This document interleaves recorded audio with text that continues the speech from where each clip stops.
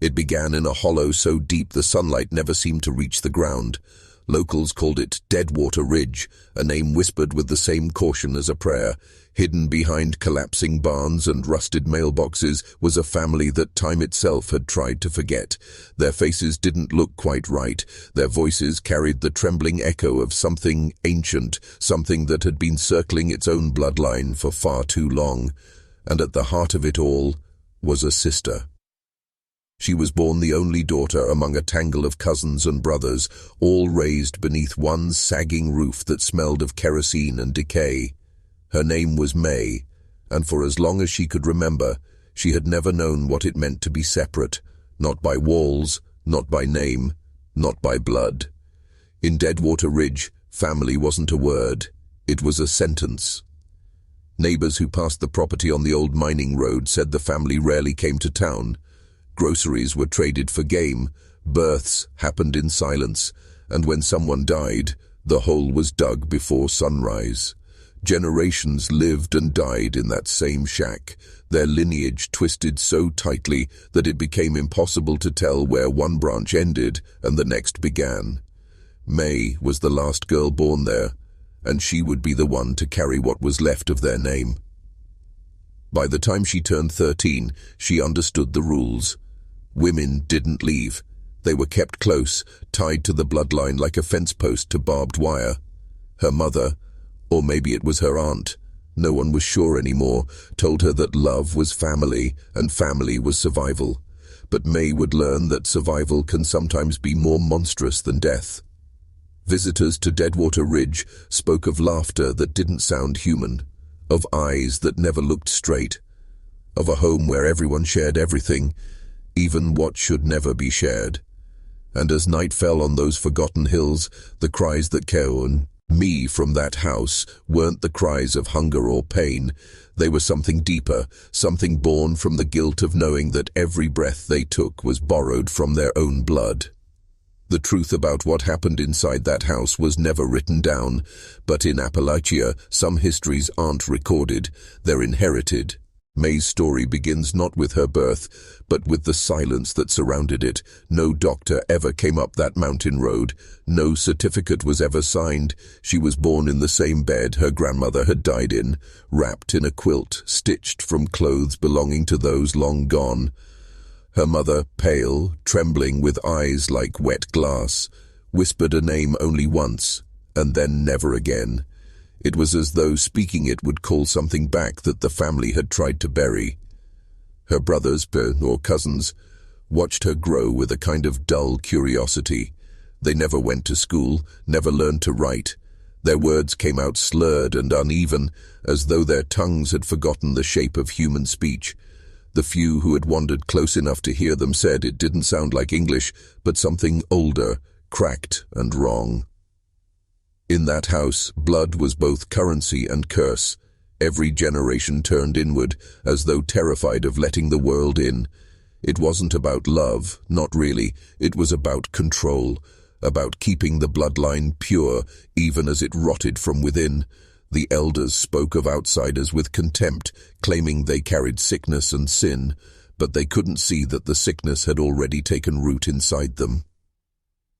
May learned early that certain questions brought punishment. She once asked who her father was. Her mother's hand struck her before the question even finished leaving her lips. Later, her brother whispered that it didn't matter, that in their family, everyone was everyone's. That night, she didn't sleep. She just listened to the house breathe, its old wheezing rhythm, like lungs filled with ghosts. As she grew older, she began to notice the sameness. The way every face in that house carried the same drooping eyes, the same crooked teeth, the same low murmured laugh. They all shared it, like a family heirloom no one wanted but could not escape. There were nights when the wind would die and the world would go completely still. Those were the nights May dreaded most, because in that silence the floorboards would creak with footsteps she knew too well, and behind her door, the doorknob would slowly begin to turn. No one ever knocked in that house, because no one ever needed to. By 16, May understood what it meant to be claimed. Not loved, claimed. Her world had shrunk to the walls of that crumbling house, a place where family meant ownership and silence was survival. There were no boundaries, no separation. The same blood ran through every vein in that house, and the same hands reached for her when the lamps went out. Outside, the forest grew thick around them, swallowing the path that once led down to town. The family said it was safer that way. No one came looking for them anymore, and they didn't go looking for anyone either. The mail stopped years ago. The world had moved on. Deadwater Ridge was left to itself, and the family became its own universe, self-contained, self-sustaining, self-consuming. May sometimes watched her brothers hunting in the woods, their movements strange, their faces marked by the same uneven symmetry, one eye smaller, one jaw longer. They didn't seem to feel pain, not the way she did. When they laughed, it sounded like something breaking. When they looked at her, it wasn't with affection. It was hunger.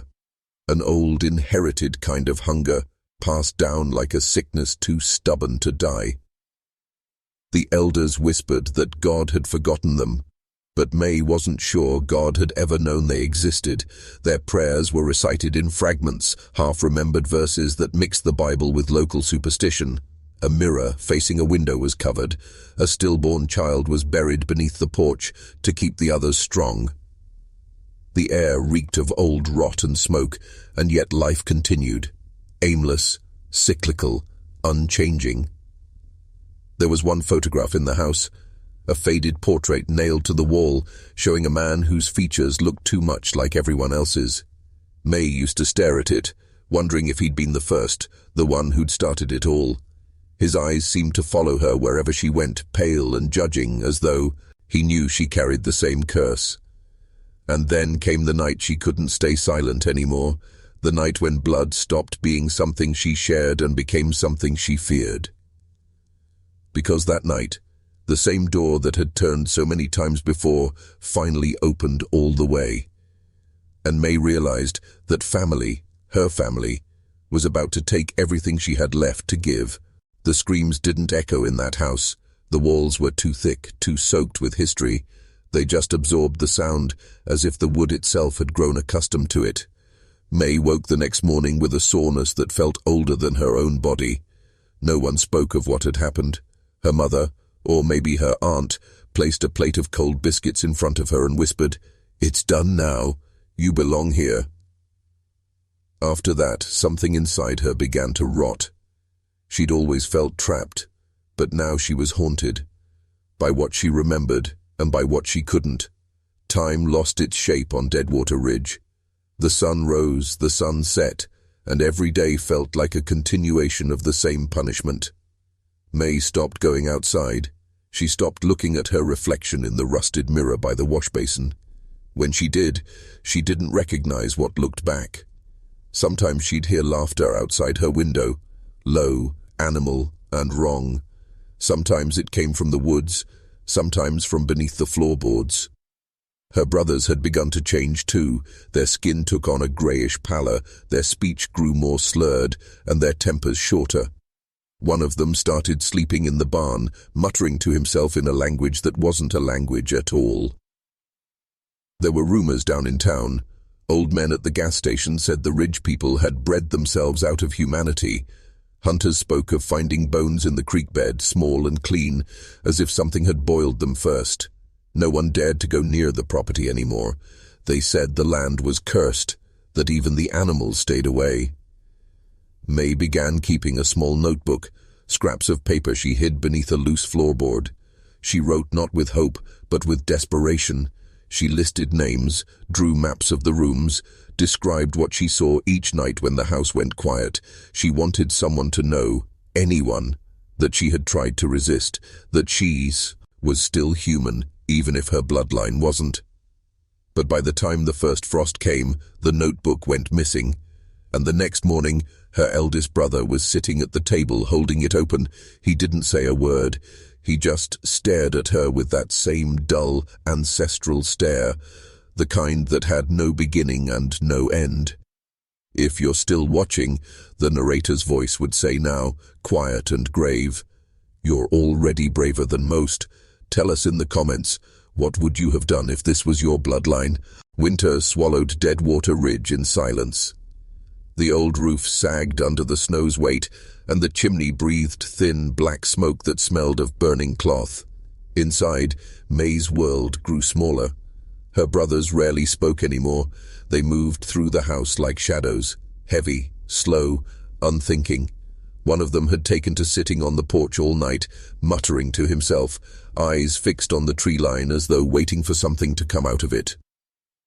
The forest, too, had begun to change. Even the crows stopped landing near the property, the dogs howled at nothing, and May could swear that some nights the wind carried voices, not quite words, but the cadence of them, like prayers spoken by the dead. The air inside the house hung thick with smoke and sickness. Food spoiled faster, candles burned shorter, the walls sweated moisture that smelled faintly of rusted iron.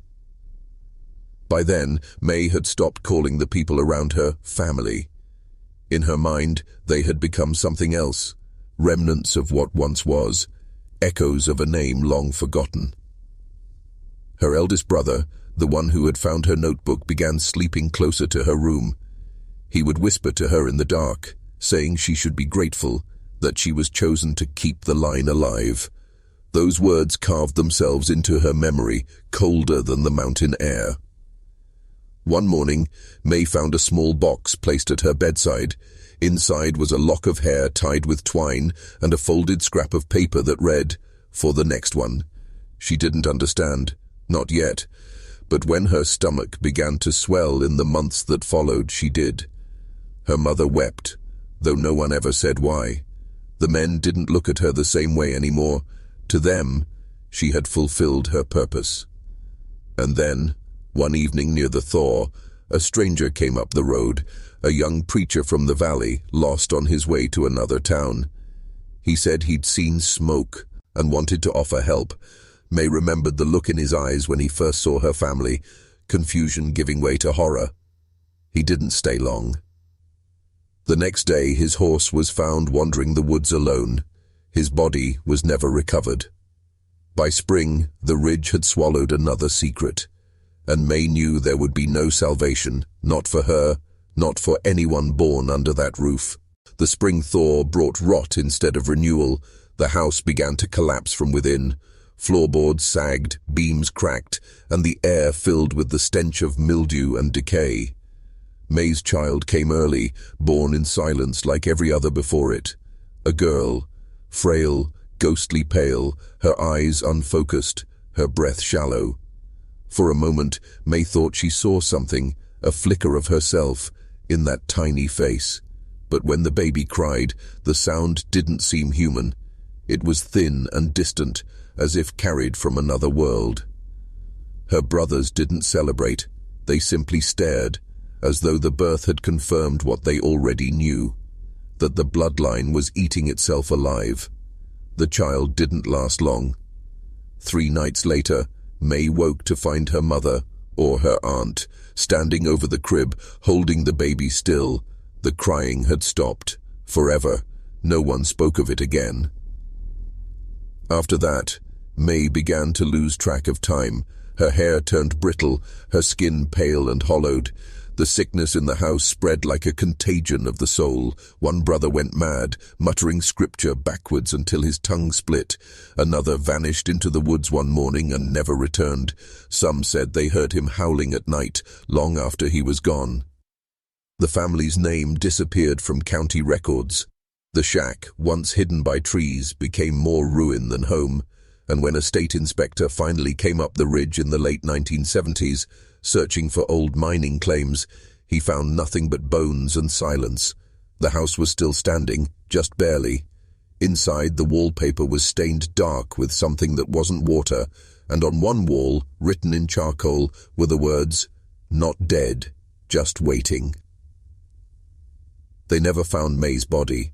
Some believe she escaped, that she wandered down into the valleys, half-mad, surviving on pity and scraps.